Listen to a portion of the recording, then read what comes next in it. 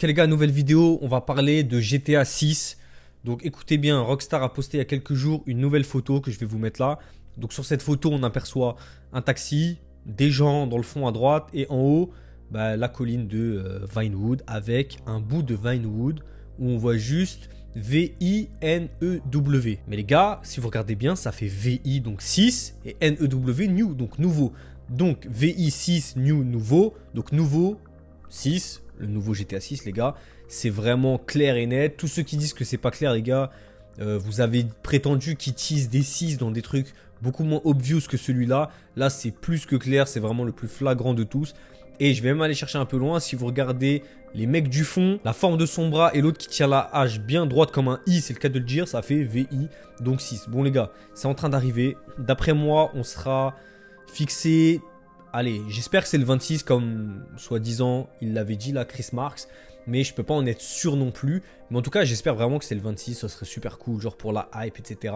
Tout le monde va attendre le 26 avec impatience. Et si le 26, il n'y a rien, tout le monde va déchanter. Bon, ça les gars, vous vous en doutez. Mais on verra. Mais même si ce n'est pas le 26, les gars, sachez qu'on y est proche. À mon avis, on aura le trailer cette année. J'ai un ami qui a des bonnes sources qui m'a dit que très certainement le trailer allait être envoyé entre la date actuelle et début novembre. Donc si sa source est bonne, et donc que la mienne l'est aussi, même si on n'a pas la science infuse, normalement ça devrait être là. Mais de toute façon, même sans source, vous vous doutez bien qu'on est plus proche que jamais de la sortie du trailer. Donc on va voir ce que ça donne, on attend. Je voulais vous parler un peu des graphismes de GTA 6. Pourquoi? Parce que les leaks de l'année dernière qu'il y avait eu, bon je vais pas les mettre là, mais normalement vous savez tous à quoi ressemblent les leaks de GTA 6. Donc les leaks, beaucoup de sont pleins car ils disaient mais c'est ça GTA 6, c'est quoi cette qualité, etc. Les gars, quand ils fabriquent le jeu pour faire les essais comme on a vu dans les extraits, en fait ils font ça sur l'ancien moteur graphique. Et en fait là c'est celui de GTA 5, c'est pour ça qu'on a les qualités graphiques de GTA 5.